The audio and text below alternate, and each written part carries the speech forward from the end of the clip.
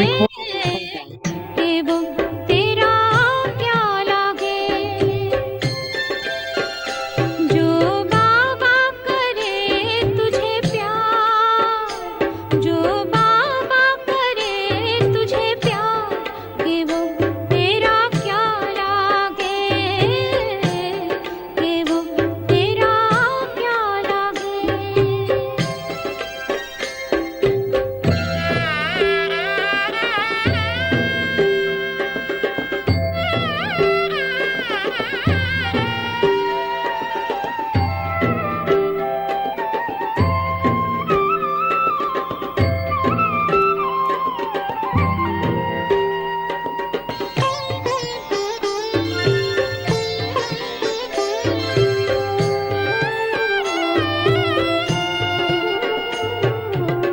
सुन ले मन तू याद कर, बीते दिन वो सुहाने, साकार में निराकार साथी थे दो पुराने। सुन ले मन तू याद कर, बीते दिन वो सुहाने, साकार में निराकार साथी थे दो पुराने। पल पल अपने बच्चों का करते थे वो श्रृंगार, पल पल अपने बच्चों का करते थे वो श्रृंगार। मैं कैसे भूलूं उसको जी, मैं कैसे भूलूं उसको किया जिसने जीवन उद्धार, कि वो मेरा क्या लागे, कि वो मेरा क्या लागे।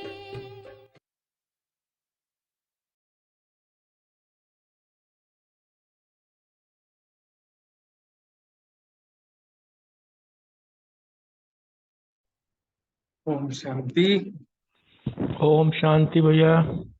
हाँ जी, फिर सब मिलके साकार मूल्य रिवाइज करते हैं। चलो कोई बात नहीं, मैं कोशिश करता हूँ जितना हो सकता है, बाकी फिर रिवाइज कर लेंगे। हाँ जी जी, बहुत अच्छा। चलो, आज बाबा के 25 अक्टूबर के साकार महावाक्य हैं।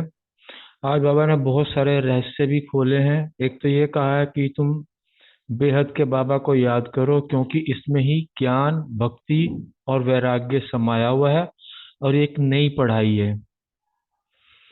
संगम पर भक्ति का, और भक्ति काल से जो द्वापर से भक्ति चली, उसका भी उन्होंने, बाबा ने एक बहुत अच्छा डिफरेंस बता दिया है कि भक्ति जो है द्वापर से शुरू होती है, लेकिन संगम पर भी तुम बच्चे जो है भक्ति तो करते हो, लेकिन ज्ञान सहित भक्ति करते हो। इसलिए बाबा ने कहा ज्ञान और योग के साथ साथ संगम पर भक्ति चलती है। योग को भी भक्ति कह सकते हो, क्योंकि तुम बच्चे अव्यभिचारी याद में रहते हो। तुम्हारी ये याद ज्ञान सहित है, इसे इसलिए योग कहा गया है। भक्ति द्वापर की जो भक्ति होती है वो व्याभिचारी होती है। कभी एक मूर्ति पूजा करते हैं, उससे नहीं हो किसी दूसरी देवी की पूजा कर लेते हैं, फिर तीसरे किसी और दूसरे देवता की पूजा में लग जाते हैं, फिर अब तक जो है प्रकृति के पेड़ वगैरह इनकी भी पूजा कर लेते हैं। अब साकार मनुष्यों की ही पूजा शुरू हो गई। अब तो ये सब व्याभिचारी भक्ति कही है। द्वापर से सिर्फ भक्ति होती है, वहाँ ज्ञान नहीं होता है, क्योंकि उसमें एम ऑब्जेक्ट नहीं है। इसलिए उसको जो है भक्ति को, उस द्वापर की भक्ति को योग नहीं कह सकते। लेकिन हम बच्चों को, जो संगम युग के जो ब्राह्मण बच्चे बनते हैं, उनकी जो ज्ञान सहित जो भक्ति होती है, उसमें एम ऑब्जेक्ट होता है, और बेहद की सृष्टि से उन बच्चों को जो है वैराग्य भी होता है। शास्त्रों की पढ़ाई और यहाँ की पढ़ाई में बाबा ने बताया कि शास्त्रों की पढ़ाई में जो है कोई भी जो है हिस्ट्री ज्योग्राफी कुछ नहीं समझाई जाती है, लेकिन बाबा जो हमें पढ़ाते हैं उसमें सारी दुनिया, हमें हिस्ट्री और ज्योग्राफी पूरा बाबा एक एक चीज खोल के समझाता है। शास्त्रों से, इस द्वापर से हम शास्त्र पढ़ते आए, लेकिन क्या हुआ, चढ़ती कला एक भी नहीं बल्कि और उतरती ही कला में गिरते आए हैं। बाबा ने यहाँ ये कहा कि इस ज्ञान से जो तुम सुनते हो, सुनाते हो, उससे तुम्हें जो है ये सोर्स ऑफ इनकम है, इससे ही तुम्हें रोशनी मिलती है। और जो है तुम तो खुद, तुम्हारा अपना तो दीपक जलता ही है, अन्य का भी तुम दीपक जलाते हो। पढ़ाई में सब कुछ है, ज्ञान भी है, योग भी है, पढ़ाई भी है, भक्ति भी है। योग को भक्ति भी कह सकते हैं, क्योंकि एक के साथ ही योग लगाना होता है, उसको याद करना होता है। अब अभिचारी भक्ति, केवल एक शिव परमात्मा के साथ हम योग लगाते हैं। भक्ति वाले जो है योग नहीं कहते, वो सिर्फ अन्य अलग अलग जो है रूप में अपने स्वार्थ की पूर्ति हेतु देवी देवताओं की जो है उनको जो है उनसे फरियाद करते हैं, वो लोग उसको भी जो है कहते हैं हम भक्ति कर रहे हैं। वह वास्तव में फरियाद होती है, एक संबंध नहीं होता है। जैसे हम ब्राह्मण बच्चों का जो एक बाप के साथ पिता पुत्र के या टीचर स्टूडेंट के रूप में या सदगुरु के रूप में जैसे हम बाबा को याद करते हैं, वो जो है जिसकी भी पूजा करते हैं उसके ऑक्यूपेशन को नहीं जानते भक्ति काल में।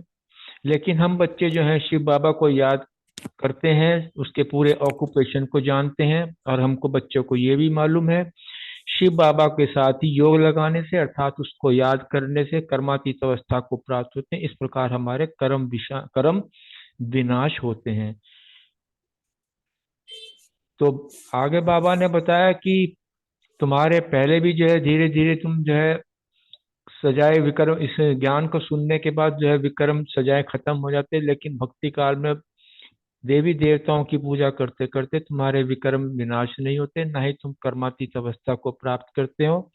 और तुम्हारे खाते एज इट इज ही रहते हैं। अल्पकालीन जो है सुख या साक्षात्कार जिसको कहते हैं बाबा, वो अवश्य मिलते हैं, क्योंकि बाबा जो है भावना का भाड़ा तो देता ही है। जैसी जैसी जिसकी श्रद्धा होती है वैसा वैसा उसको साक्षात्कार अनुभव होने लगता है। बाबा ने फिर बहुत अच्छी बात बताई, अब तुम ब्राह्मण कुल के हो, फिर सो देवता कुल के, फरिश्ता सो देवता कुल के बनेंगे। तो ये बात बाबा ने बताया, दिन रात की बात बताई कि ब्रह्मा कुमार कुमारियों का दिन भी हो गया और रात भी हो गई। द्वापर से जो है ये रात शुरू होती है, अब हमारा दिन आ रहा है, तो अब हमारी जो है सतयुग में जाने के बाद हम देवी देवता स्वरूप में होंगे सतयुग में, और त्रेता तक राज्य करेंगे। इस प्रकार ये हम ब्राह्मणों का ही दिन होता है। शास्त्रों में बताया कि जो है कुमार कुमारियों ने जो है बाण मरवाए। वास्तव में वो जो है बाण जो है ज्ञान के बाण होते हैं, जिससे बड़े बड़े महामंडलेश्वर के जो है अहंकार को जो है खत्म किया गया है। मम्मा भी कुमारी है, लेकिन सबसे तीखी गई। आज बाबा ने एक नया शब्द यूज किया है, डॉटर शोज मदर। अब तक तो सन शोज फादर कहता था बाबा, आज डॉटर शोज मदर। तो तुम शक्तियां और बच्चों का काम ही है माँ का शो करना। तुम ड्रामा में जो है ये अपना जो है भूल गए थे, अपना मैं कौन, मैं आत्मा जो है अपनी आत्म स्वरूप की स्थिति को भूल गए थे, इसलिए जो है दर दर भटक रहे हैं और दुख पा रहे हैं। अब स्वयं परमात्मा अपना परिचय देकर अपना परिचय देता है, साथ में हम बच्चों का भी परिचय देता है कि तुम कौन हो, मैं कौन हूँ। इस प्रकार ज्ञान की रोशनी देता है परमात्मा, और हमें जो है जो हम बेहोश पड़े थे हमें जो है उसको होश में लाता है। बाबा ने फिर आगे एक बहुत अच्छी हमारे प्रवृत्ति वालों के लिए बहुत अच्छी बताई, सभी के लिए है वैसे वो, कि ये पुरानी दुनिया खत्म होनी है और तुम्हें जो है पवित्र बन जो है बाबा के साथ जो है साथ जाना है। प्रवृत्ति में रहते हुए भी कमल फूल समान रहना है, नष्टो मोहा बनना है, और सबसे तोड़ निभाना है, और साथ भी रहना है। तोड़ निभाने का बाबा ने जो अर्थ बहुत अच्छे तरीके से समझा दिया है, ये नहीं कि मैं अपने कर्मों अपने शरीर स्वरूप में आकर कि मैं इनके साथ अपना जो है पुराना कोई कर्म बंधन काट रहा हूँ, इसलिए खुशी खुशी जो है वो संबंध को निभाना है और उसके साथ रहना भी है, लेकिन बुद्धि में जो है किसी भी प्रकार का जो है लगाव झुकाव ना हो। तो बाबा ने ये भी चीज समझा दी कि नष्टो मुहा बनने का पुरुषार्थ करना है और अपनी कर्मातीत अवस्था को पाना, क्योंकि ये जो नॉलेज है बहुत ही वंडरफुल है। जब बच्चे इसका अभ्यास कर लेते हैं उनके लिए सहज हो जाती है, फिर कर्मातीत अवस्था को प्राप्त करते हैं। क्योंकि सारी मेहनत जो है कर्मातीत अवस्था को प्राप्त करने की है, और जब तक बाप के साथ योग ना लगे तब तक हमारे विकर्मों का विनाश नहीं हो सकता है। ध्यान से ज्ञान श्रेष्ठ बताया है, क्योंकि ध्यान में बैठते हैं तो माया के बहुत विघ्न पड़ते हैं, बुद्धि इधर उधर भटक जाती है। लेकिन बाबा ने जो हमें जो योग सिखाया, वो योग में जो है चूंकि व्यभिचारी है, एक ही परमात्मा के साथ उसके संबंध के साथ हम अपने संबंध जोड़ के जब बाबा को याद करते हैं तो उसमें जो है माया जीत बन जाते हैं, विघ्न विनाशक बन जाते हैं, प्रकृति जीत बन जाते हैं। इसलिए ध्यान से योग अच्छा है, ऐसे नहीं कि योग से ज्ञान अच्छा है। जब ज्ञान मिलता है फिर योग की समझ आती है। इसलिए बाबा जो है बताता है कि जो है हम ज्ञान सहित योग करते हैं। योग में कमाई होती है, क्योंकि योग से ही विकर्म विनाश होते हैं। ध्यान में बैठते हैं तो किसी प्रकार की कोई कमाई नहीं होती, क्योंकि एम ऑब्जेक्ट ही नहीं है, और बाबा का परिचय ने किससे हम ध्यान कर रहे हैं, किसका ध्यान कर रहे हैं, ये कोई पता ही नहीं है। लेकिन ज्ञान और योग में कमाई है। जब योग में बैठते हैं, ज्ञान मिलता है तो हेल्दी वेल्दी बन जाते हैं। ध्यान में ये चीजें हेल्दी वेल्दी और हैप्पीनेस नहीं मिलती है। ज्ञान में जो बताया कि तूफान तो बहुत आएंगे, जितना भी याद में रहने की कोशिश करेंगे उतने तूफान तो आए, लेकिन उनसे डरना नहीं है, क्योंकि स्थिर होना ही बाबा ने हमको बच्चों को सिखा दिया है पहले ही, कि प्रकृति के ऐसे ऐसे सीन तुम बच्चे देखेंगे, और उनके लिए ही वो हमें तैयार कर रहा है बाबा, कि परिस्थितियां आनी है, लेकिन उन परिस्थितियों से बच्चों तुम्हें डरना नहीं है, तुमने प्रकृति जीत बनना है। और अचल अडोल रहकर तुम्हें जो है अपनी अवस्था को स्थिति बनानी है, क्योंकि जैसी स्मृति रहती है वैसी स्थिति बन जाती है। इसलिए बाबा हमें बार बार कहता है स्मृति स्वरूप बनो, और शिव बाबा को याद करते रहो, और जो है बाबा जो हमें ज्ञान सुना रहा है ये उसको धारण करते रहो, और जो ज्ञान धन बाबा से तुम प्राप्त कर रहे हो ये ज्ञान धन आगे जो है दान करते रहो। जब तक ज्ञान धन आगे दान नहीं करेंगे तो धारणा भी नहीं होगी। मनुष्य तो जो है अल्पकाल के क्षण भंगुर के लिए खुशी मनाते हैं, लेकिन हम बच्चे, ब्राह्मण बच्चे संगम युग पर जो है रोज ही मौज मस्ती मनाते रहते हैं, और देख भी रहे हैं हम। इस प्रकार जो है जो भी भक्ति के जो होते हैं, उनको भक्त जो होते हैं उनको अतीन्द्रिय सुख की प्राप्ति नहीं हो सकती। हम बच्चों को जो है अतीन्द्रिय संगम सुख पर जो है अतीन्द्रिय सुख की प्राप्ति होती है, क्योंकि यथार्थ रूप से जो है भक्ति जो है हम ब्राह्मण आत्माएं ही करती हैं। ज्ञान सहित भक्ति होती है, इसलिए बाबा ने इसको बताया यथार्थ जो है भक्ति आप ही करते हो। द्वापर के जो भक्त होते हैं उनकी तो जो है इस जन्म उसका मेहनताना अगले जन्मों में नहीं मिलेगा, लेकिन उनकी तो जो है जो भी मेहनत वो कर रहे हैं वो बर्बाद हो जानी है। ये है कि थोड़ा बहुत उनको उनका जो एवजा जो बाबा कहते हैं ना, मैं देता हूँ, भाड़ा तो देना ही है, उनको देता थोड़े बहुत सुख सुविधा के साधन, तो अच्छा जन्म मिल जाएगा अगला, थोड़ा धन धान्य से भरपूर मिल जाएगा, सुख दुख से पूर्ण मिल जाएगा, लेकिन जो है विक्रम तो उनके विनाश नहीं हो सकते।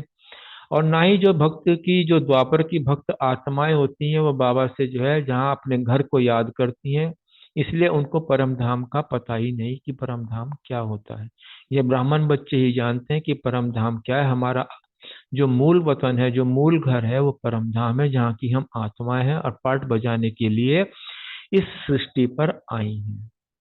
इस प्रकार बाबा की पूरी मुरली होती है। बाबा ने जो है आगे बताया है कि गृहस्थ व्यवहार में रहते हमें नष्टोमोहा बनना है, सबसे तोड़ निभाना है, और ज्ञान धन जरूर धारण करना है, तभी जो है धारणा स्वरूप बनेंगे, और या ज्ञान योग की अपनी कमाई जमा करनी है। संतुष्ट रहना है, सबको संतुष्ट करना है। ये स्लोगन अपने मस्तक रूपी बोर्ड पर लिखो, हमेशा बुद्धि में याद रहे, क्योंकि जैसे हम कोई भी चीज याद करते हैं तो उसकी जगह जगह चट्टियां लगा देते हैं कि ये, ताकि ये चीज याद रहे। आज बाबा ने इसको कहा ये स्लोगन सदा अपने मस्तक रूपी बोर्ड पर लिख दो, क्योंकि इसी सर्टिफिकेट वाले भविष्य में राज्य भाग्य का सर्टिफिकेट लेंगे। इसलिए रोज अमृत वेले इस स्लोगन को अपनी स्मृति में लाओ। और जब सभी मूर्तियां संतुष्ट हो जाएंगी, जो संतुष्ट है वो सदा ही प्रसन्न है। ओम शांति।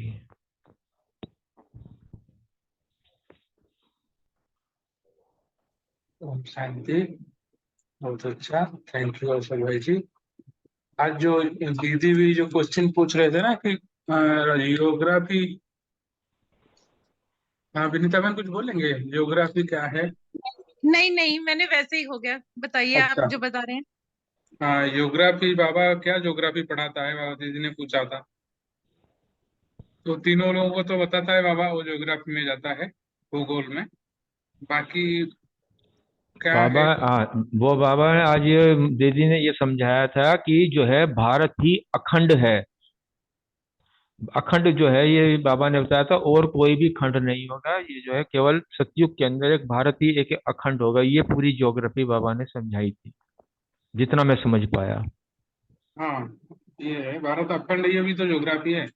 और कोई ज्योग्राफी बाबा बताता हो तो रजनी मैम बताएंगे। नहीं नहीं, मैं भी वही कह रही थी कि उसके बाद खंड निकले थे। बाकी पहले सब जब कहा विनाश होता है तो सिर्फ एक भारत अकेला ही है जो, ये जितने भी पहले हमने हिस्ट्रियों में पढ़े ही हुए हैं कि ये जितने भी इराक और ये सारे थे, यहाँ पे हमारी सारी मूर्तियां भी हमें उनको मिली हैं। ये प्रूफ है कि ये पहले हमारा ही राज्य था सारा। खलीफा वगैरह आते थे, ये काबुल वगैरह, ये सारे बाद में निकले हैं। ये बाबा ने ही हमें बताया, साइंस का भी बाबा बताता है।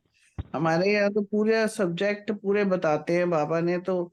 हिस्ट्री, ज्योग्राफी, हिस्ट्री तो हम सारे जानते ही हैं, जैसे बताया आज कि हिस्ट्री क्या है, वो ये सारी हमें। हमारा हमारा जो भारत है, ये ऊपर अगर चला जाए, काबुल, अफगानिस्तान वगैरह होता हुआ ये ऊपर तक सारा एक ही राज्य था। बाकी एक जो ही है था। ये ऑस्ट्रेलिया, लंदन वगैरह जो है, ये अमेरिका वगैरह, ये सब जो है ये कुछ नहीं था। ये सब हम्म। जल जल था। ये तो बाद में जो है ये हाँ, बनाए गए थे। बिल्कुल बिल्कुल जी। जी, और कोई ऐड करेंगे ज्योग्राफी और बाबा क्या एक बताता है? एक ये जो आज पॉइंट आया ना, मैं मतलब बड़ी खुश थी क्योंकि हम ना भक्ति के गीत आते थे ना, जब कभी सत्संग में बैठते थे तो मैं तो सतयुग में चली जाती थी। जब भी भक्ति का होता था कि हम रास कर रहे हैं, कि वो जब गीत आते हैं भक्ति के, तो मुझे लगता था कभी कि क्या ठीक है या नहीं है। बट वो विजन बना के जब हम बैठते हैं, तो आज बाबा ने जैसे कह दिया भक्ति और योग, तो मुझे बहुत अच्छा लगा कि वाकई में हम जब बैठते हैं तो एग्जैक्ट उनकी बाप के पास ही बैठते हैं, ना कि हम जैसे देवी देवताओं के पास भक्त लोग बैठते थे, बैठते ही हैं अभी भी, मगर हम एग्जैक्टली बाबा के पास ही बैठ के उनसे वही बातें करते हैं और उनसे योग लगाते हैं हम। तो ये एक बहुत अच्छा पॉइंट था जो कि मेरा बहुत अच्छे से क्लियर हुआ है। बाबा ने अपने पिछले मुरली में जो है एक बार इस चीज का भी जिक्र किया था कि भक्तों में सबसे बड़ी जो है भक्त जो है मीरा को कहा गया है। लेकिन मीरा के भी जो है विक्रम विनाश नहीं, जन्म उसको भी लेने पड़े हैं।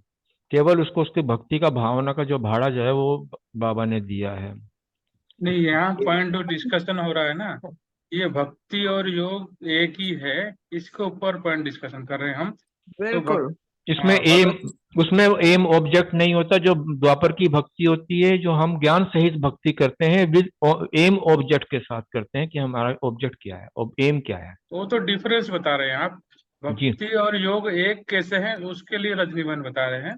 अच्छा जी। हाँ, हम्म, हम्म, और ना वहां पे बैठ के हमें वो शक्तियां और वो जो गुण है ना, वो एग्जैक्टली हमें मिलते हैं। वो प्राप्तियां जो हो रही है ना हमें, वो वाली हमारा भक्ति और योग के टाइम में जो बाबा ने बताया, वो हमें मिलती हैं, उन लोगों को नहीं मिल रही हैं।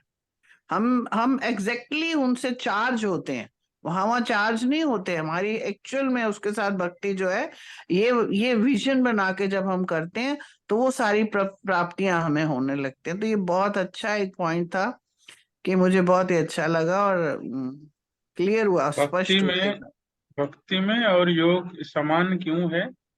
हाँ, हाँ विजय भाई जी बताएं, हाँ कुछ बता रहे हैं। नहीं, कोई नहीं, बताओ बताओ। हाँ बेसिकली जैसे रमणी भाई जी कह रहे हैं ना, हमें सिर्फ पुरानी जो भक्ति करते हैं उससे कोई लिंक नहीं है। आज बिल्कुल। बाबा ने इस शब्द को जो यूज किया है, क्यों हमें ये कहा है, वही ये कहना चाह रहे हैं कि वो भक्ति को भी बीच में ले लिया कि जस्ट एक पॉइंट में कि एक बाप दूसरा ना कोई, उससे ही जो है ना अपन वो लगे रहते हैं ना, उससे एक व्यभिचारी याद है, वो भी भक्ति है। मतलब बाबा का जो जिस वे में कहना चाह रहे हैं ना वो लेना है, क्या डिफरेंस क्या नहीं, जो बाबा ने बताया डिफरेंट चीज है सारी, सब चीज डिफरेंट है, मतलब उसमें बाबा ने उस ढंग से ले लिया है। ऐसा कुछ भी आया क्या उसको बाबा ने उसमें किया कि ऐसी भक्ति जिसे जैसे संगम पर बेहद का वैराग्य भी उसका है, बाबा की लय होती है ना उसके अंदर की बात जो है ना, ये समझ में आई। ओम शांति। थैंक यू भाई, आप भी एडिशन करो इस। योग और भक्ति में समानता यही है, दोनों में भावना होती है, भावना के बिना योग नहीं लगता है, और भक्ति में भी भावना बिना भक्ति भी नहीं कर सकते। तो भक्त भी बड़ा भावना, इसलिए जब भी हम ज्ञान सुनाते हैं बोलते हैं ना, भावना को तोड़ना नहीं, राम कृष्ण को गलत ऐसा बोलना नहीं, बाबा हमको बोलता है बात अलग है, लेकिन भक्ति मतलब भक्ति किया बिना योग नहीं लग सकता। और योग भी भक्ति इसलिए है क्योंकि उसमें भावना जुड़ा हुआ होता है। और योग में भी देखोगे आप, एक को याद करोगे उससे सब सुख मिलेगा। और भक्ति में भी जो भी भक्त करते हैं ना, तो राम का भक्त राम को ही भक्ति वो प्यार से करते हैं, हनुमान का भी हनुमान को करते हैं, है ना। जल्दी जल्दी नहीं बदलते हैं वो, भले दूसरे को डर के मारे दूसरे को पूजा करते हैं, लेकिन भक्त जो होते हैं ना, वो हनुमान का भक्त हनुमान के मंदिर में जाके बड़े प्यार से उसी का ही गुणगान करते हैं, है ना। और योग में भी हम लोग वही करते हैं, बाबा का गुणगान करते हैं। हम जितना अच्छा गुणगान करेंगे वही गुण मेरे ऊपर आ जाता है। जी, रितु बहन बोलेंगे। हाँ जी, जैसे हम बाबा से हम भी बहुत प्यार करते हैं ना, तो ऐसे भी भक्त लोग भी तो भगवान से प्यार करते हैं। हम्म तो इसलिए वो हमारी भक्ति इसलिए वो है कि तुम्हारे पास ज्ञान भी है, ज्ञान हम्म सहित भक्ति कर रहे हैं, हमें समझ भी है, लेकिन हम्म उनको समझ नहीं है, इसलिए उनके विक्रम विनाश नहीं होते हैं। भक्ति कर रहे हैं, बस वो कर रहे हैं, याद कर रहे हैं भगवान को, लेकिन उनको पता नहीं। जैसे मीरा का भी उदाहरण बताया कि मीरा ने भक्ति तो बहुत करी, बहुत, लेकिन उसके उसको जानना ज्ञान नहीं था ना, इसलिए वो विक्रम विनाश नहीं हुए, इसलिए उसको जन्म लेना पड़ा। तो इसलिए हम हमें भी प्यार है बाबा से, तो उनको भी भगवान से प्यार है, तो इसलिए भक्ति और योग में उनको समानता बताइए, ये बताया बाबा। ओम शांति। ओम शांति।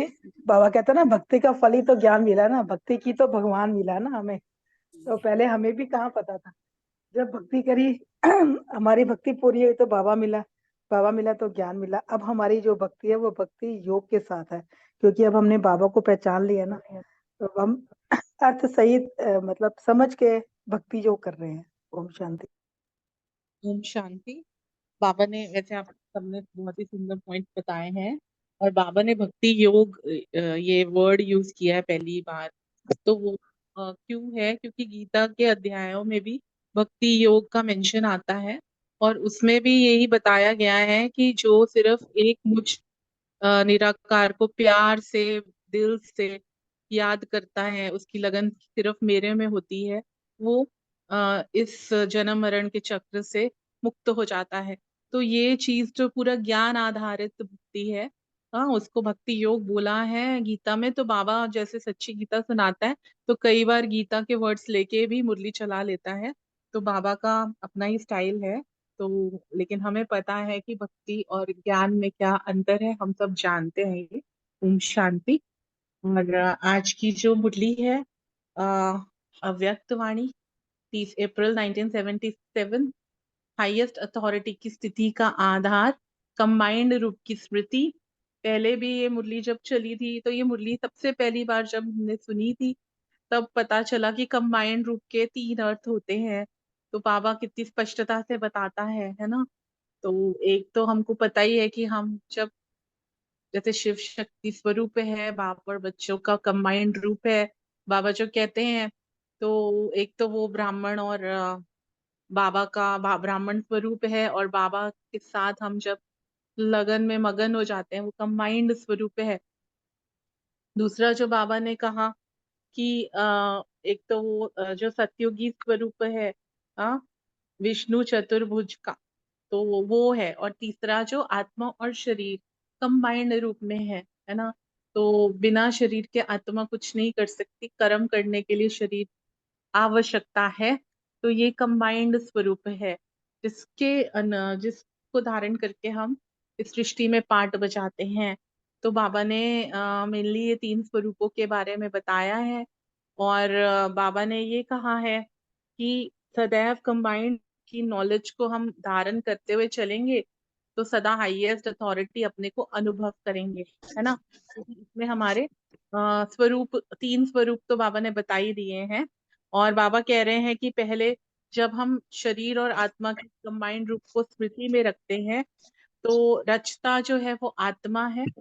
शरीर तो प्रकृति से बना है इसलिए रचना है, तो रचता और रचना का कंबाइंड रूप है। तो जब हम इस स्मृति से रहते हैं कि रचता आत्मा है, मतलब रूलर कंट्रोलर जो है वो आत्मा है, तो फिर मालिकपन की स्मृति रहेगी, है ना। तो वो हाईएस्ट अथॉरिटी है। तो मतलब इससे क्या होगा कि हम बॉडी कॉन्शियसनेस से वशीभूत होके कर्म नहीं करेंगे। फिर दूसरा है कि जो आत्मा, जैसे भक्ति में बोल दिया आत्मा परमात्मा एक हो जाते हैं, लीन हो जाती है आत्मा परमात्मा परमात्मा में। तो वैसे ही बाबा ने कहा कि आत्मा और शरीर को अलग अलग के बजाय एक मान लिया है ना। तो इससे क्या हो गया कि अथॉरिटी समाप्त हो गई, मालिकपन समाप्त हो गया, रूलर कंट्रोलर मैं आत्मा हूँ ये भूल गए, है ना।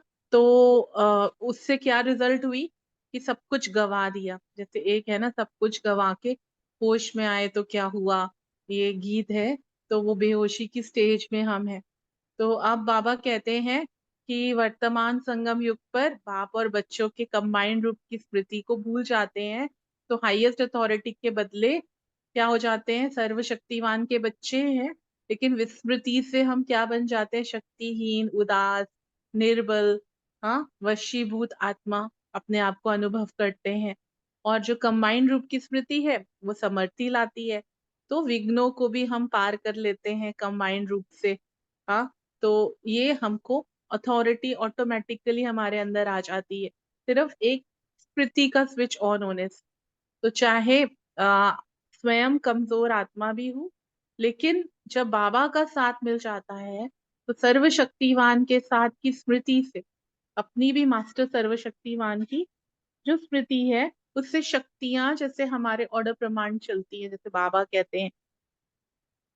तो ऐसा अगर हम स्वरूप में चलेंगे तो यादगार यादगार स्वरूप है शिव शक्ति का, वो सदा हमारी स्मृति में रहेगा।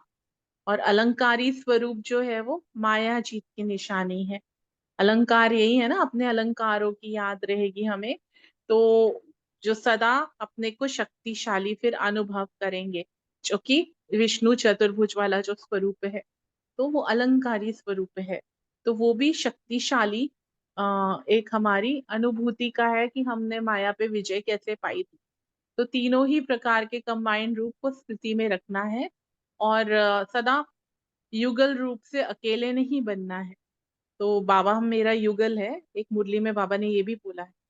तो बाबा कहते हैं कि आजकल कंपेनियन और कंपनी के ऊपर बहुत विशेष अटेंशन है पूरी दुनिया में, है ना। तो उसके पीछे अपना समय, तन मन धन लगाते हैं।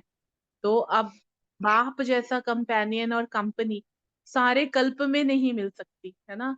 लौकिक में जो कंपेनियन होता है वो कभी धोखा भी देता है, दुख भी देता है ना, कभी हंसाता है, कभी रुलाता है। लेकिन जो अलौकिक कंपेनियन है वो सदा कल्याणकारी, सदा हर्षित हमको रखता है।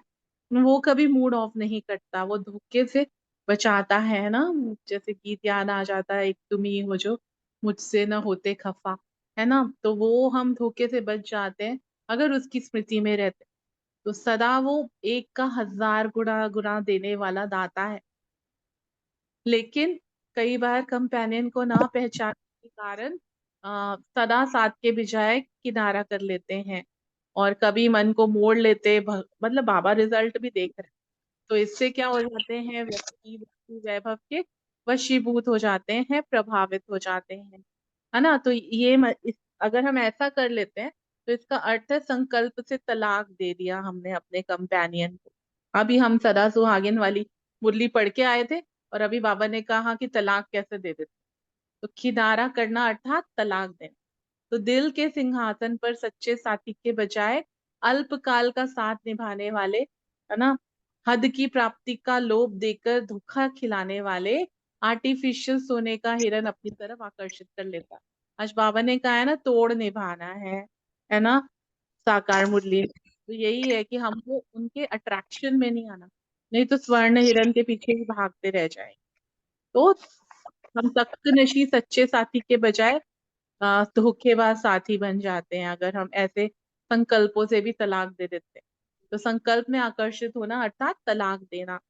तो वास्तव में बार बार संकल्प में तलाक देना तो सदा काल के राज्य भाग का तलाक लेना है। तो कोई कोई बाबा से रूस भी जाते हैं और ये मनोरंजन समझते हैं। तो बाबा कहते हैं कि कई बार बाबा के ऊपर भी रोब दिखाते कि हम तो ऐसे ही चलेंगे, ऐसे ही करेंगे आप। तो बाबा कहता है कि बाबा तो सबको साथ लेके जाएगा, लेकिन मदद लेने का काम मेरा है। मतलब बाबा पहले कहता है ना, पहले एक कदम हिम्मत का हमको बढ़ाना है, तब मदद के पात्र बनेंगे। तो एक कदम मेरा और 1000 कदम साथी का, ये भूल जाते हैं। तो जो बातें साथी ने सुनाई हैं वही बातें फिर साथी को, बाबा को ही याद दिलाते हैं कि आप तो सर्वशक्तिवान हो, आप तो सर्व के सद्गति दाता हो, है ना, तो आप ये नहीं कर सकते। तो ये क्या है, बाबा कहता है इसको रोब है ये। तो स्मृति की उंगली बार बार खुद छोड़ देते हैं और फिर कहते हैं कि आप उंगली क्यों नहीं पकड़ते। तो ऐसे नाज नखरेले बहुत हैं।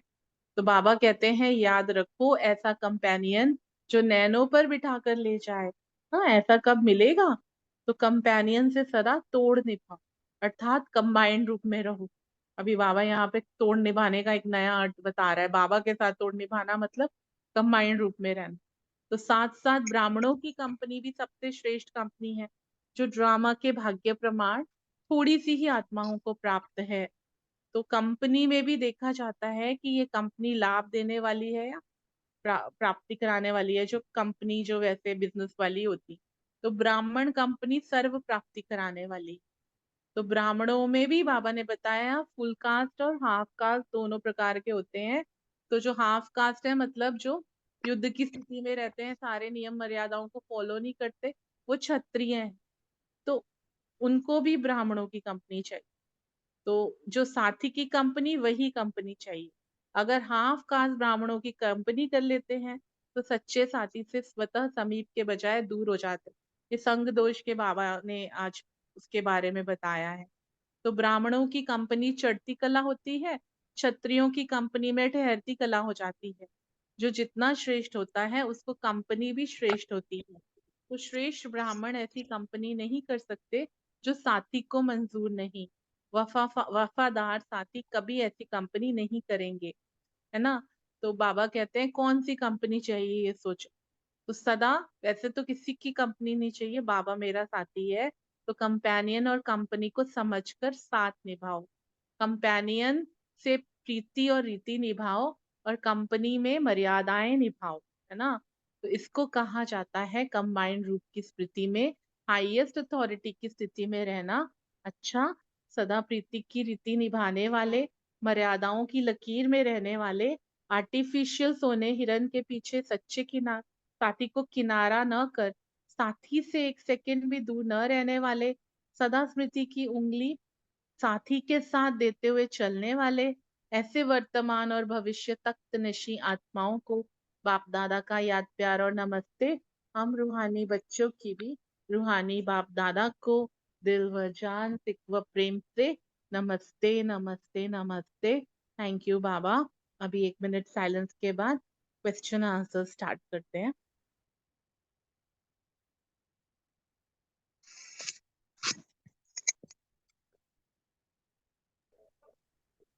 ओम शांति।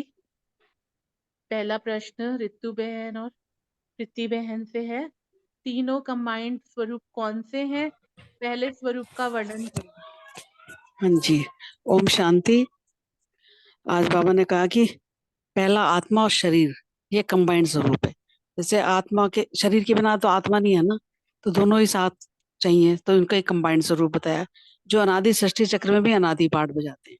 और दूसरा बताया पुरुषोत्तम संगम युग पर ब्राह्मण आत्मा है, अर्थात बच्चों एवं बाप का साथ सदा कंबाइंड रूप में संगम युग पर। तीसरा यादगार रूप में भी बताया लक्ष्मी नारायण का, लेकिन चतुर्भुज विष्णु चतुर्भुज का रूप दिखाया। सदैव कंबाइंड रूप की नॉलेज को धारण करते हुए चलें तो सदा हाईएस्ट अथॉरिटी अपने को अनुभव करें। और बाबा ने पहले जो बताया है कि अपने शरीर प्लस आत्मा के कंबाइंड रूप को सदा स्मृति में हम रखेंगे ना, तो ये शरीर मुझ आत्मा की रचना है। शरीर और आत्मा के बिना शरीर नहीं है, और शरीर नहीं है तो आत्मा भी नहीं है। तो इसलिए कहा कि शरीर मुझ आत्मा की रचना है। आत्मा तो रचना है और हम रचता है, शरीर जो है वो रचता है। तो रचता और रचना का कंबाइंड रूप है, तो स्वतः ही मालिकपन स्मृति में रहेंगे हम। जब हम शरीर तो है उसमें आत्मा को समझेंगे ना, आत्मा अभिमानी स्थिति में रहेंगे, कंबाइंड रखेंगे बाबा को हर बात में, कहीं भी है चाहे, तो स्वतः ही मालिकपन की स्मृति रहेगी हमें। हमें अथॉरिटी रहेगी अपने अंदर, एक खुंदकी रहेगी कि नहीं हम तो बाबा के बच्चे हैं, कंबाइंड है बाबा। तो मालिक की स्मृति अर्थात हाईएस्ट अथॉरिटी में रहेंगे। और चलाने वाले होंगे ना, उनके वश चलने वाले नहीं होंगे हम, मतलब किसी के वश में नहीं आएंगे हम। तो लेकिन चलते चलते जैसे लोगों ने आत्मा परमात्मा को मिलाकर एक कर लिया कि वह आत्मा सो परमात्मा है, कहते हैं ना, तो वैसे आत्मा और शरीर को अलग अलग के बजाय मिलाकर एक मान लिया, जबकि शरीर और आत्मा अलग अलग है। तो अपनी अथॉरिटी की स्मृति समाप्त कर दी ना, फिर जो मालिकपन की स्मृति थी वो खत्म हो गई। तो चलते चलते बॉडी कॉन्शियस में आ जाते हैं, क्योंकि जब हम आत्मावान स्थिति में रहते हैं ना, बॉडी कॉन्शियस में आ जाते हैं, तो कंबाइंड के बजाय एक को ही मानने लगते हैं। ये गलती हो जाती है फिर। तो अपने को भूला, इसकी रिजल्ट ये है कि सब कुछ गंवाया तो होश की स्टेज में अपना सब कुछ लुटा दिया। जैसे अभी अर्चना बहन ने कहा कि सब कुछ लुटा के होश में आए तो क्या हो, तो इसलिए भूलना नहीं है हमें, कंबाइंड रखेंगे बाबा को, सारे काम सफल। ओम शांति। ओम शांति। बहुत सुंदर अर्चना बहन ने मुरली सुनाई। रितु बहन आपने बहुत अच्छा जवाब दिया। यही है कि बाबा ने आज 3 रूप बताए हैं, कंबाइंड स्वरूप 3 बताए हैं। पहला तो आत्मा और शरीर कंबाइंड स्वरूप है, जो हम इस सृष्टि पे पाठ बजाते हैं, आदि अनादि। दूसरा पुरुषोत्तम संगम युग पर है, ब्राह्मण आत्मा है। और तीसरा विष्णु चतुर्भुज, तो ब्राह्मण आत्मा है बच्चे और बाप सदा कंबाइंड रूप में, और विष्णु चतुर्भुज रूप बताया। तो बाबा ने यही कहा कि अब पहले इसमें क्या है, हम शरीर और आत्मा की कंबाइंड स्वरूप को याद रखना है, उसको एक नहीं करना है। शरीर अलग है, आत्मा अलग है। शरीर रचना है और आत्मा रचता है। तो इनका कंबाइंड स्वरूप ये अगर हम याद रखेंगे तो हमें मालिकपन की स्मृति रहेगी, और जब हमें मालिक की स्मृति रहेगी तो हम हाईएस्ट अथॉरिटी में रहेंगे। तो हम ना चलाने वाले होंगे, कि शरीर को चलाने वाली आत्मा है, ना कि उसके वश में चलने वाले होंगे। अब जैसे लोगों ने क्या किया, जो जनरली लोग यही कहते हैं ना, आत्मा परमात्मा एक है। तो इसी तरह से ना आत्मा और शरीर को अलग अलग करने के बजाय ना सबने एक कर लिया, एक मान लिया। तो इसलिए जो अथॉरिटी है वो समाप्त हो गई, अथॉरिटी की स्मृति समाप्त हो गई, और देही अभिमान से फिर देह अभिमान में आ गए। और कंबाइंड स्वरूप को, जो दोनों अलग अलग है और साथ है, उसको मानने के बजाय एक मानने लग गए। और जब एक मानने लग गए तो फिर सपना सब कुछ ही लुटा दिया। ओम शांति। थैंक यू परिवार।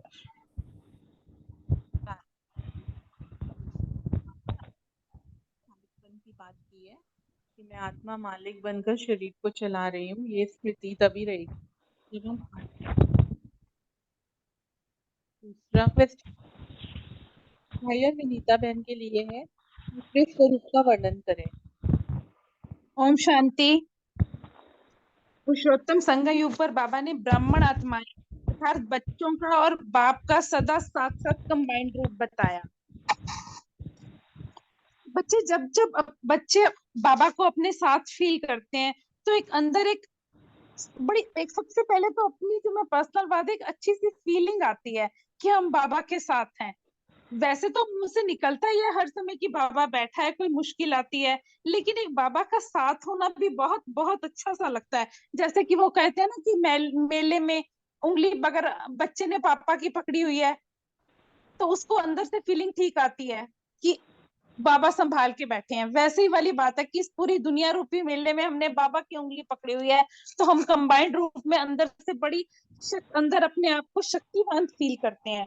और जब जैसे ही ये चीज भूलती है कंबाइंड रूप, तो हम एक तरीके से शक्तिहीन हो जाते हैं। तो हाईएस्ट अथॉरिटी जो अपने साथ है तब तक हम बलवान है, नहीं तो शक्तिहीन और उदास हो जाते हैं। और हमेशा मुख से एक ही बात निकलती है कि बाबा बैठा है। और आज की गीत भी चल रहा था ना कि पल पल करूं मैं याद उसको जिसने किया जीवन उद्धार। तो मतलब बाबा का साथ अनुभव कर रहे हो तो उसके साथ अब हमारी तोड़ नहीं पे। कंबाइंड रूप की स्मृति दिलाती है। जितना जितना हम बाबा को याद करते जाते हैं उतना उतना हम माया के विघ्नों को पार करने की हमारे अंदर हिम्मत और शक्ति आती है। और हाईएस्ट अथॉरिटी को अपने साथ अनुभव करने से, चाहे कमजोर भी हो, चाहे कोई धारणा के में पक्के नहीं है, चाहे कोई और बात है जिसमें कि हम अभी हिम्मतहीन फील कर रहे हैं, लेकिन बाबा क्योंकि साथ है ना, तो लगता है कि हो जाएगा क्योंकि बाबा बैठा है। ओम शांति। ओम शांति। धन्यवाद विनीता बहन, बहुत अच्छे तरीके से आपने समझा दिया। ये सही बात है कि संगम युग पर हम ब्राह्मण आत्मा ही बाप और बच्चों के साथ हमारे कंबाइंड स्वरूप है ये। लेकिन क्या होता है वही, जैसे अभी आपने बताया कि अपनी जो है इस स्मृति को भूल जाते हैं कि बाबा के साथ, बाप के साथ हमारा कंबाइंड स्वरूप है, तो दुखी ही, उदास, उलझ जाते हैं। तो इसका बहुत एक शास्त्रों में इसका गायन आता है महावीर के लिए। कहने को वो बहुत महावीर था, लेकिन वो जो है अपने कंबाइंड स्वरूप को भूल जाता है कि मैं कौन हूँ, मेरा जो स्रोत कौन है, मेरी शक्तियां मुझे किससे मिली हुई हैं। तो अपने आप को दीनहीन समझ जाता है। लेकिन वहां तो उसको चलो एक कहानी में बताते हैं कि जामवंत आता है, उसको उसका स्वरूप उसको याद दिलाता है, तो वो फिर वो जो है पूरे जो है सागर को पार कर जाता है। तो इसी प्रकार यहाँ पे बाबा हम स्वयं परमात्मा आके हमें अपने इस स्वरूप को याद दिलाते हैं। तुम एक कंबाइंड स्वरूप हो, तुम किसके बच्चे हो। तो हमारे अंदर जो कमी कमजोरियां होती हैं वो हमें उन कमजोरियों को याद है कि तुम इन कमजोरियों से पहले भी पास हुए थे, अब भी पार होंगे। वो हमारे उस कंबाइंड स्वरूप की याद कर, तुम जो सर्वशक्तिमान के बच्चे हो। क्योंकि तुम अपने सर्वशक्तिमान बाप से विस्मृति में आ गए हो, इसलिए जो है अपने आप को दीन, दुखी, उदास, निराश महसूस करते हो। तो वो हमें सिर्फ हमारे अपने उस स्वरूप को याद कराता है परमात्मा आके, बाप आके। जब हम अपने इस कंबाइंड स्वरूप में रहेंगे, याद स्वरूप में रहेंगे, तभी जो है हम जो है एक हर इन चीजों से प्रकृति जीत, माया जीत बन जाएंगे। और माया जीत की जो अलंकारी जो है विष्णु चतुर्भुज के रूप में बताई गई है, जैसे हम सब पढ़ ही चुके हैं कि हालांकि जो ये विष्णु के जो चतुर्रूप जो दिखाए हैं ये सिंबॉलिक हैं। ये हम ब्राह्मण बच्चों की संपूर्ण स्थिति का जो एक सिंबॉलिक रूप है, जिसमें जो 4 बातें बताई हैं, शंख, चक्र, गदा, पद्म। ये प्रवृत्ति रूप भी बताया है, युगल रूप भी कह सकते हैं इसको। शंख बताया जैसे कि ज्ञान की ध्वनि हमने करनी है बच्चों ने। चक्र का बताया कि इस आत्मा का दर्शन करना, अपने स्वस्वरूप का जो है चिंतन करते रहना है। गदा के लिए बताया कि माया पर जीत पाना है, क्योंकि ये ज्ञान की गदा बताई है। पद्म के लिए कमल को कहा जाता है कि पवित्र जीवन प्रवृत्ति में रहते भी हमें जो है अपना कमल समान जीवन जो है जीना है। तो इस प्रकार बाबा हमें सिर्फ हमारे ये अलंकारों को याद कराता है और हमें जो है सर्वशक्तिमान के साथ तुम कंबाइंड हो ये अनुभव कराता है। बस यही ज्ञान है पूरा। ओम शांति। शांति दीदी भी हमारे बीच में है। दीदी अगर कुछ आज बोलेंगे दीदी आप।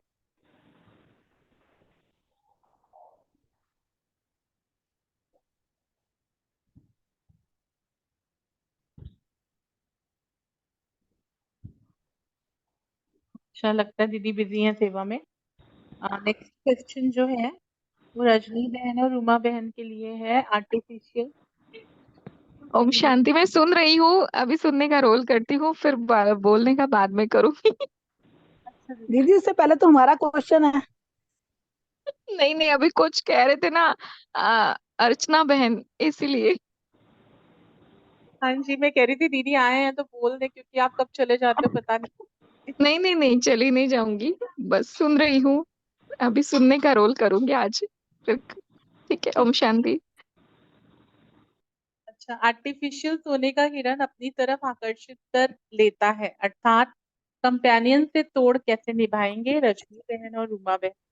अर्चना बहन उससे इससे पहले पहले अभी थर्ड क्वेश्चन। बलविंदर बहन का है। हाँ, अच्छा हमारा क्वेश्चन छोड़ दिया, 3rd नंबर पे हमारा था। अच्छा जो इस कंबाइंड को स्मृति में रखने से क्या होगा? ये अनीता बहन और बलविंदर बहन। हाँ ओम जी, ओम शांति। शांति। बोलो बोलो आप तुम बोल लोग रहे हो? चलो ठीक है। हाँ, तीनों बोल ही कंबाइंड स्वरूप स्मृति में रखने से क्या होगा, ये हमारा क्वेश्चन है।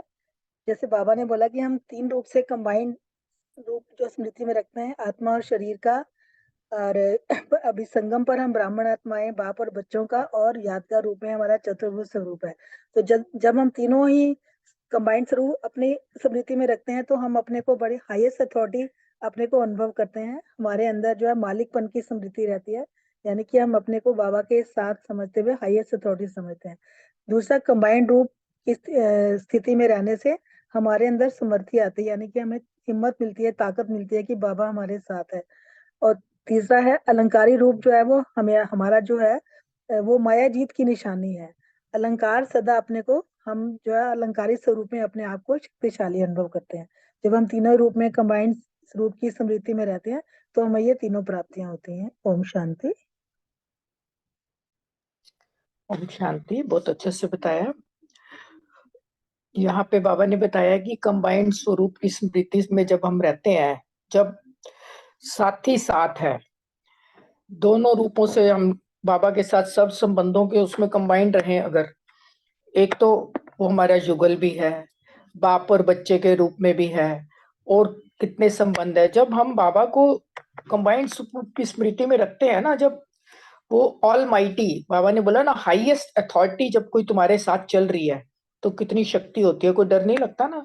जैसे कहते हैं कि अंधेरे में जा रहे हैं, मुझे डर लगता है, लेकिन जब हर समय बाबा मेरे साथ है, तो कैसी भी परिस्थिति हो, कुछ भी हो, तो मैं एकदम निश्चिंत रहती हूँ कि बाबा मेरे साथ है, बाबा अपने आप कराएगा। वही बाबा ने यहाँ बताया है कि उससे शक्ति भी मिलती है और समर्थी भी आती है। और कितनी भी, बाबा कहता है कि कितनी कमजोर हो तुम, अपने आप को अगर समझ रहे हो कि मैं कमजोर आत्मा हूं, लेकिन साथ किसका है, कौन है मेरा साथी, सर्व शक्तिमान शिव बाबा मेरे साथ है ना। तो जब ये स्मृति मुझे रहती है, तो उससे मुझे बहुत शक्ति मिलती है। और युगल रूप में तो बाबा ने कहा ही है, बाबा को याद करना है। और अलंकारी स्वरूप में, मतलब जब मैं अपने उसको स्वरूप में याद करूंगी कि मैं तो इतने सारे मेरे अलंकार हैं, गुण शक्तियों से सुसज्जित मैं आत्मा हूँ, अपने स्वमान में सदा रहूंगी, तो उस समय क्या है कि माया आ नहीं सकती, माया से हम फिर जीत जाते हैं और अपने आप को शक्तिशाली अनुभव करते हैं। ओम शांति। शांति। थैंक यू अनीता बहन और बलविंदर बहन। अब रजनी बहन आप बता सकते हैं, रूमा बहन तो आज नहीं है।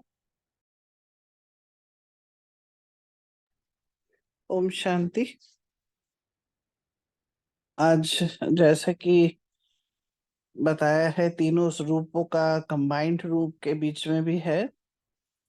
और जो क्वेश्चन है कि आर्टिफिशियल सोने का हिरन अपनी तरफ आकर्षित कर लेता है,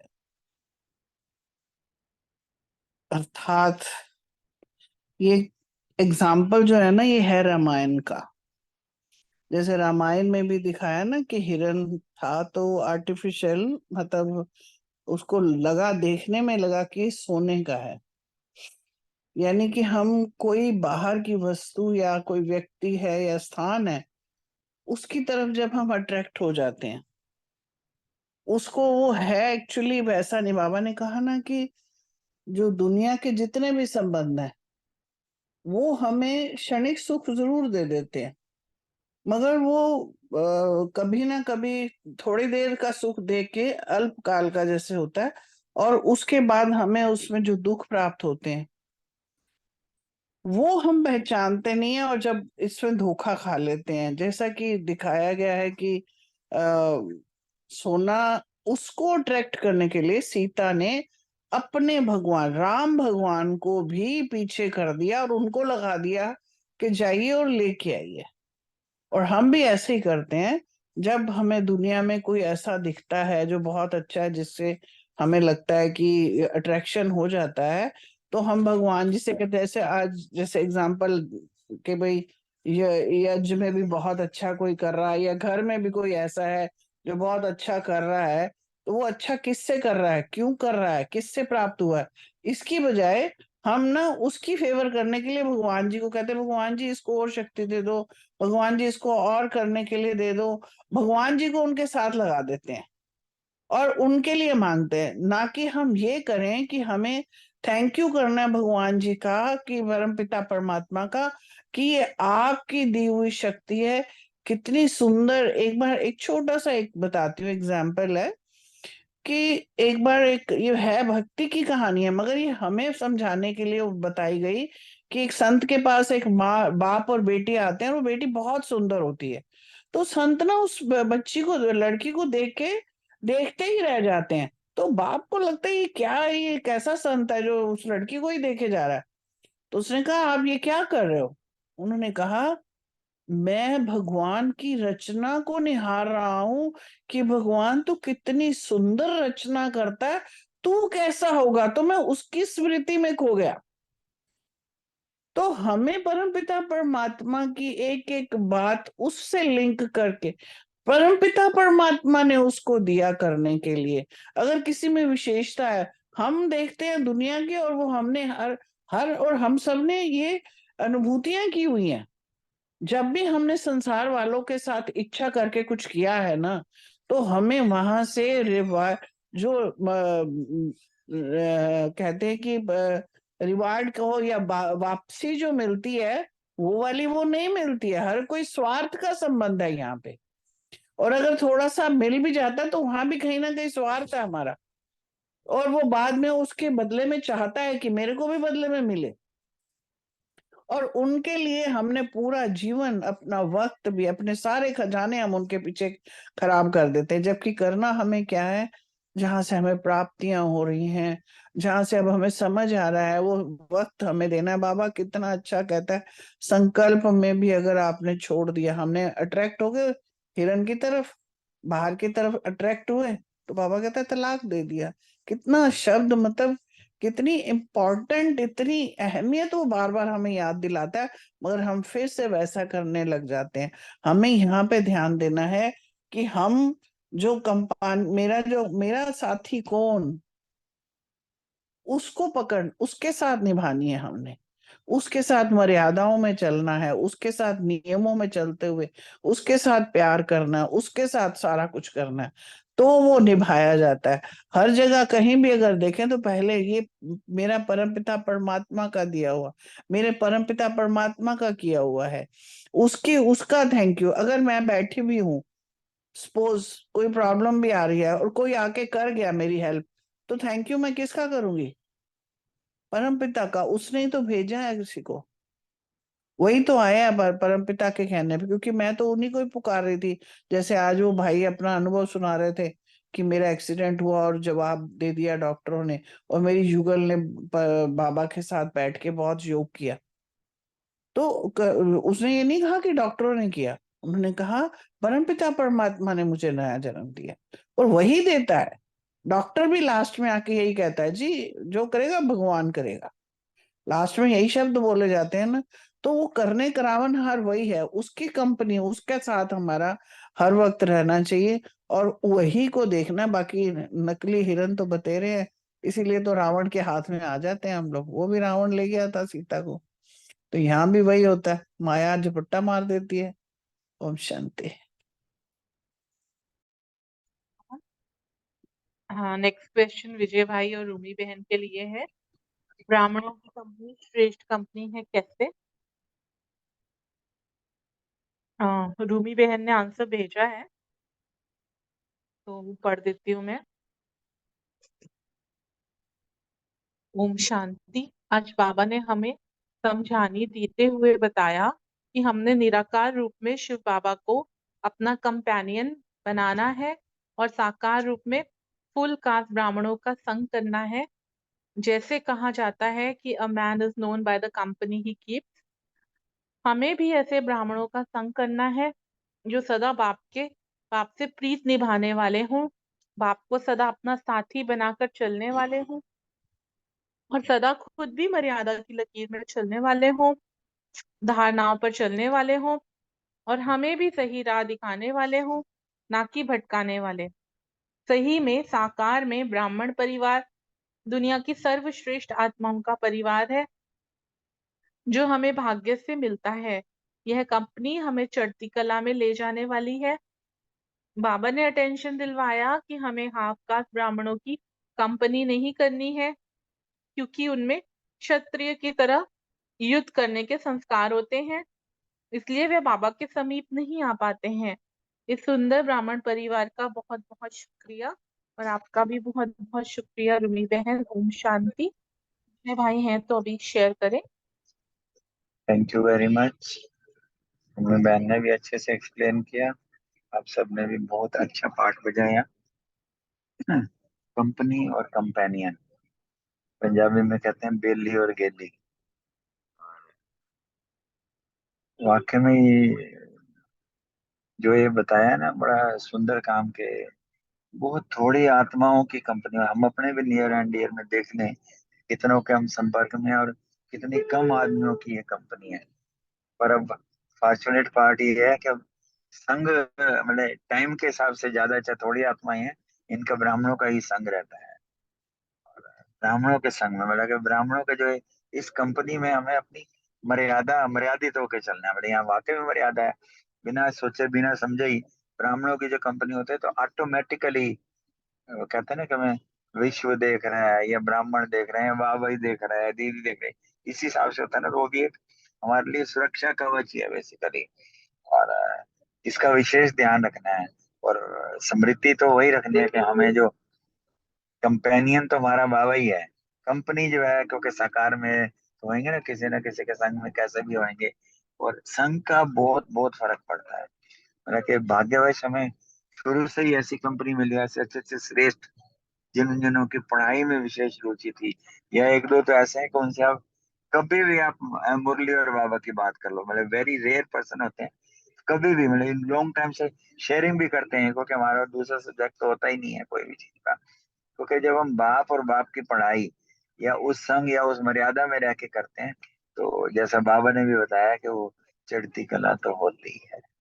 और जहां तक वो हाफ कास्ट ब्राह्मण है, हाफ कास्ट हमें तो किसी को नहीं कहना, पर हर एक की अपनी अपनी स्टेज होती है। बस अपने को ही खुद केयरफुल रहो और बाबा को वो याद रखो करो, तो कंपनी नहीं करनी होती, पर कंपनी में साथ तो सारे ही हो जाते हैं किसी भी सर्विस में। तो उसमें उन्हीं चीजों को ही ध्यान रखो करो, तो वो फर्क नहीं पड़ता है। और कंपनी तो इस तरीके से हमें अपनी कंपनी और कंपेनियन जो बाबा ने आज बहुत अच्छे से स्पष्ट किया, तो इसका विशेष हमें ख्याल रखना है। वाकई में जैसे बताया ना रोमी बहन ने भी, man is known by company, या कहते भी हैं कौन सी बुक पढ़ता है क्या करता है, इससे हम उसके नेचर जान जाएंगे। तो वाकई में ही फर्क तो पड़ता ही है कि कौन कौन किसके साथ। Thank you very much.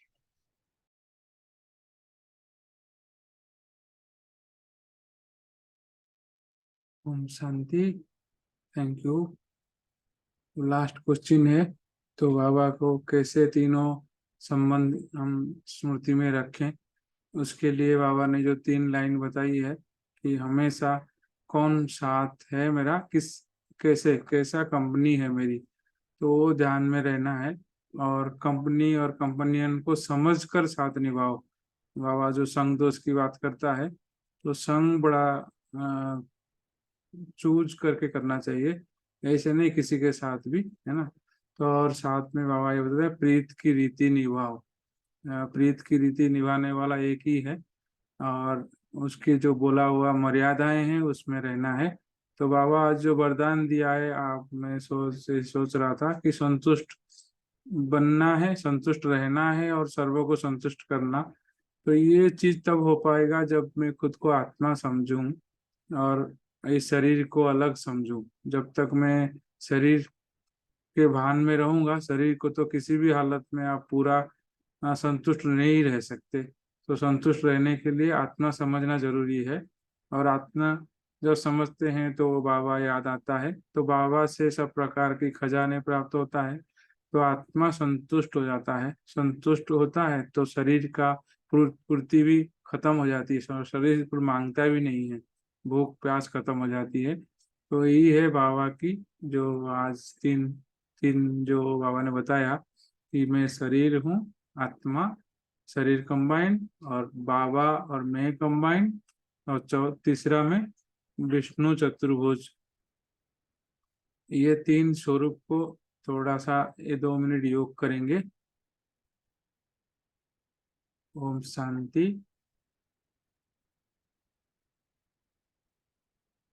अपने ऊपर फोकस करता हूँ।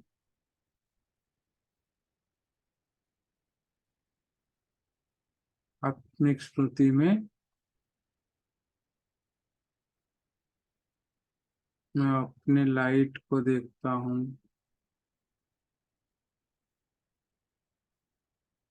मैं आत्मा और ये शरीर अलग।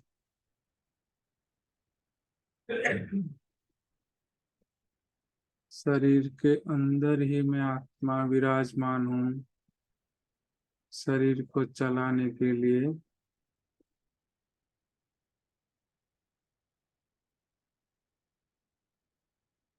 जैसे जैसे मैं अंदर की तरफ जाता हूँ, ऐसे मेरे बाबा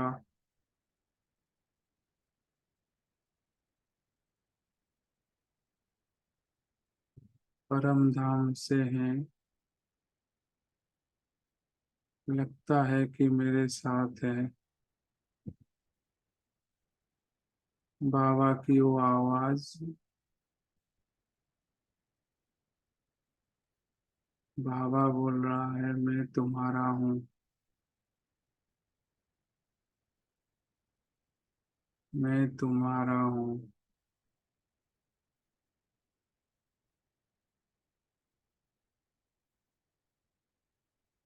तुरंत जवाब देता है मन,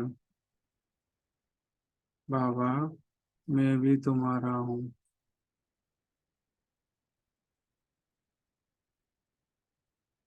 तो हम दोनों कंबाइंड अनुभव होता है। तो मैं संपूर्ण चतुर्भुज का स्वरूप लेता हूँ। चारों अलंकारों से सुसज्जित, सजी सजाई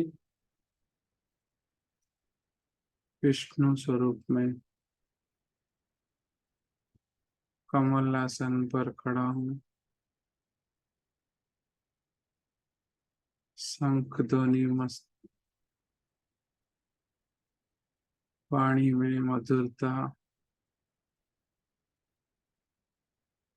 बुद्धि में स्वदर्शन चक्र,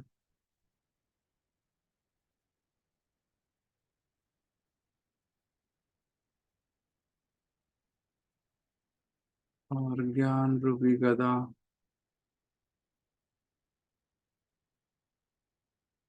विजयी, सदा विजयी।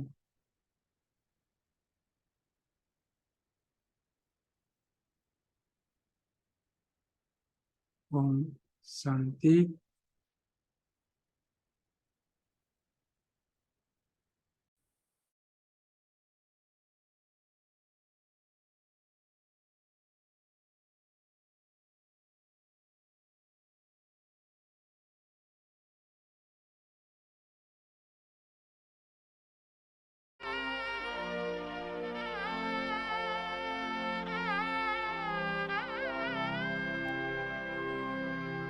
एक दिन मधुबन की बगिया में, एक दिन मधुबन की बगिया में खड़े झोपड़ी के पास हो रही थी अंतर मन में मेरी मुझसे